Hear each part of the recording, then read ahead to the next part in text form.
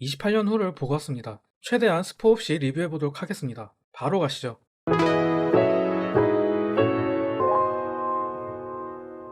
28년 후는 2000년대에 나온 28일 후의 정식 속편입니다. 28일 후를 연출한 데니 보일과 각본가 알렉스 가랜드가 합류한 작품입니다. 그러다 보니 28주 후에서 좀비들이 프랑스까지 침범했던 설정이 없어지고 영국 내에서만 좀비 바이러스가 퍼진 것으로 영화는 시작됩니다. 영국 본토와 떨어진 작은 섬에서 생존자들끼리 모여서 마을을 만들어 살고 있죠. 여기서 제이미의 아들인 스파이크가 이 영화의 주인공입니다. 스파이크가 아버지와 함께 영국 본토로 출정식을 떠나면서 이야기는 시작됩니다.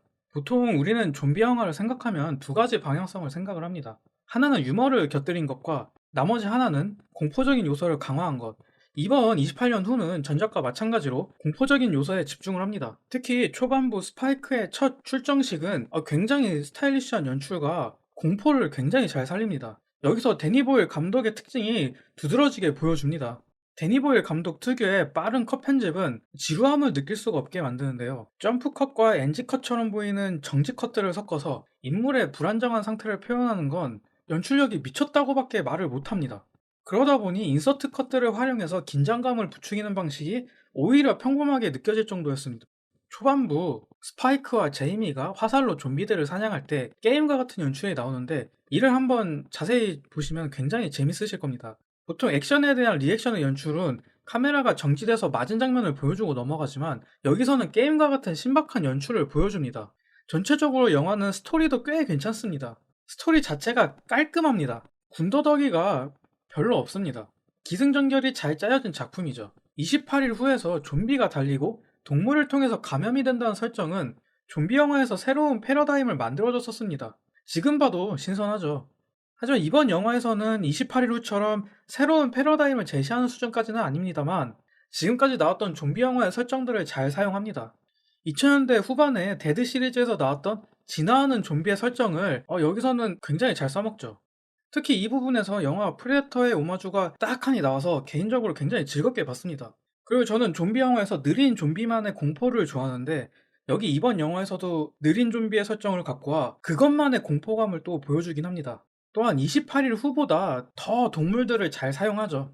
물론 스파이크의 두 번째 출정식 이후에는 스토리 자체가 조금 텐션이 떨어지긴 합니다. 물론 이를 다른 방면에서 조금 보완해 줍니다.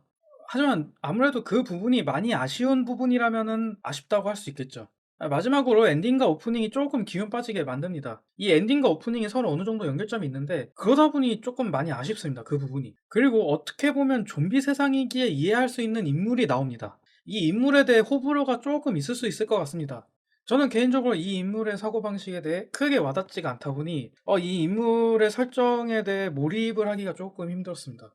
물론 이 인물의 설정 자체가 영화상 극중 상황과 동떨어지진 않았습니다만 아무래도 보편성과 조금 거리가 있다 보니 많이 취향을 탈 것 같긴 합니다. 전체적으로 굉장히 잘 만든 좀비 영화입니다.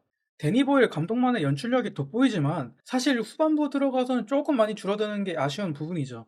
참고로 28년 후는 3부작으로 계획된 작품입니다. 그중 첫 번째 작품이죠.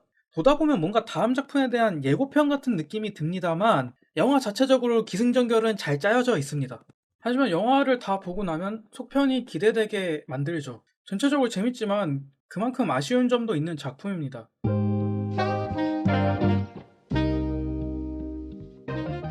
이 영화의 가격은 18,000원입니다. 해피엔드보다 재밌었습니다. 참고로 28년 후 다음 속편은 더 마블스의 감독이라고 합니다.